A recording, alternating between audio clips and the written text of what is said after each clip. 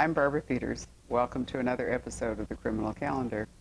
I have thought lately that I should check to see distance traveled, what the record is for one of our guests, and I'm thinking that Peter May, who's come all the way from southern France today to join us, may hold it. Soyez bienvenue. Merci beaucoup, c'est un plaisir d'être ici. De rien. Vous parlez français très bien? Well, I try to. I'm not sure that the French would agree, but... I have always wanted to hear someone speak French with a Scottish accent. I think it sounds pretty strange. In France, I'm mistaken for Dutch all the time because I don't have that English accent speaking French. So it must be something to do with the more guttural Scottish accent that gives them the idea that I am Dutch. Was your hair Scots red when you were younger? It was kind of gingery, yes. Was it? Because I'm thinking you actually do have a sort of a, fair, general Dutch look. Yeah, and I'm tall, 6'2", and the Dutch are a very tall race. I feel small in Holland. I've always remembered years ago when we were in high school, my sister and I both studied French, and she had a French teacher who was like from Mississippi or Alabama or something, and she learned to speak French with this deeply Southern American accent. Oh, really? So one day she came home and she said, il pleut beaucoup, which of course just wiped us all out. This is French for it's raining heavily, but in Southern. Anyway, what took you from Glasgow, you and your wife, to Cahors? Well, I'd been going to France for nearly 30 years on holiday. When I was younger, I used to go there camping, and one year I discovered a campsite in a little town called Saint-Céré, which is just north of Cahors in the Lot in southwest France, and fell in love with it, went back every year. My daughter kind of grew up spending her summer holidays there. It was a great, safe environment, and eventually I bought a house there about 20 years ago, just a small holiday house. And then about 10 years ago I upgraded to something a bit bigger, and finally the lure of the weather dragged me away from wet old Scotland. Well, I can say, because I've spent a lot of time in Scotland, that volatile is probably the word that best describes Scottish weather. Well, I don't know. I spent the last 10 years in Scotland in the West Highlands in Argyll, and it never changed. It rained for 10 years. Okay, we won't say volatile then, but no, I can understand the lure of France, but then, additionally there's the lure of like wine and food. Oh, the cuisine is substantially better than, a diet of haggis. And the whiskey, believe it or not, is cheaper in France because there's less tax on it. Is that right? It's true, yeah. What an outrage. Well, it's great for me. I'm happy. I can see that you would be, yeah. A couple of things I should mention for our viewers. When you say holiday, we say vacation. Vacation, yes. Right, just to clear up that confusion. And the other thing, which of course you can't actually see, is that I'm always tripped up when I'm editing books because Americans spell whiskey W-H-I-S-K-E-Y. E-Y, which is actually the Irish spelling. Oh, is it? The Irish spell it with an E, the Scots, just with the K-Y. Right, but it's a dead giveaway if somebody is, faking, for example, putting a book in Scotland, if they spell whiskey with an EY. With an EY, because in Scots it's definitely KY. Yeah.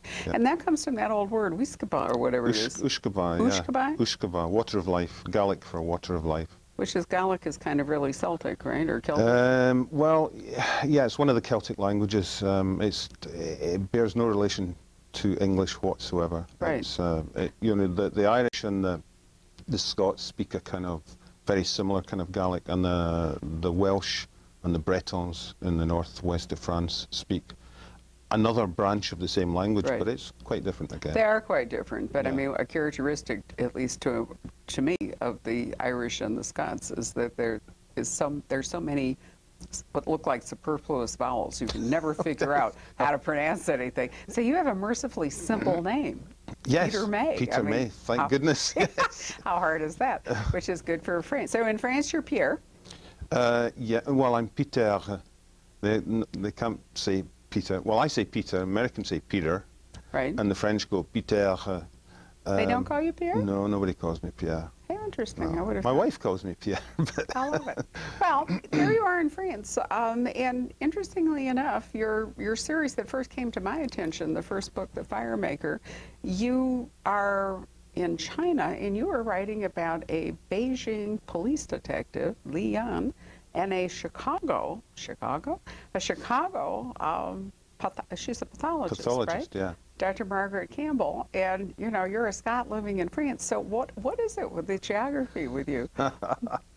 It's one of those crazy sort of things where lots of different elements of your life and different interests all come together to create a particular idea or a particular event, which became The Firemaker, it started out as a one-off book. It was a one-off story, and when my agent took it to a publisher in London, they said, we'll give you a 2-book contract as long as you carry on with the same characters. So 6 books later, I was kind of, thinking it was time for a change.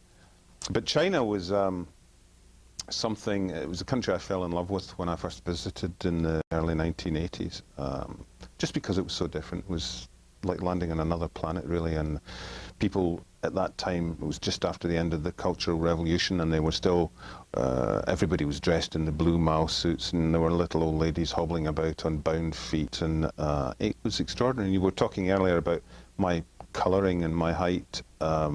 In those days, I was still pretty gingery and had a big ginger beard.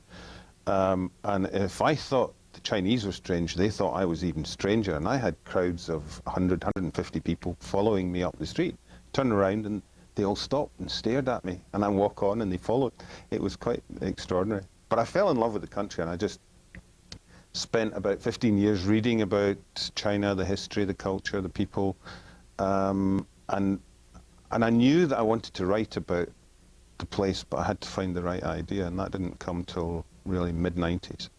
Well, we're going to come back to that, because I'm sure you have some wonderful research. Notice I'm pronouncing this in the British style, because Americans say research. Research, okay. Yeah, on the other side of the pond, as we say, it's research. I want you to know, have dressed in my only padded jacket so that I could have sort of a slightly authentic Chinese look here. Very nice it is too. Thank you. I bought it in Ireland, actually, in Kildare Abbey, but still, it's, I mean, it's no longer the case. In fact, my husband and I were there in 1997, which was quite a lot later than you, and I expected that kind of Mao jacket, padded jacket sort of look and all, and it was all really a Walmart modern look. Yes. I mean, it was really people wearing polyester, and I was so surprised by it. A lot of, and I'm sure now, 10 years on, is dramatically different. We were there in Hong Kong just a few months before the end of the handover, and we went to Macau, which I believe now has been also handed back to China from Portugal. From the Portuguese, yeah. So it was an odd time, because it was no longer British,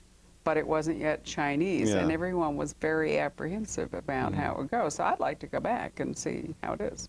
But anyway, let's turn our attention to the book you're writing, believe it or not, set in southern France, near Cahors, with a Scottish biologist who has ended up at university. I've even got that idiom right, at university teaching in southern France.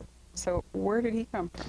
He's, well, this guy is Scottish. He's called Enzo MacLeod.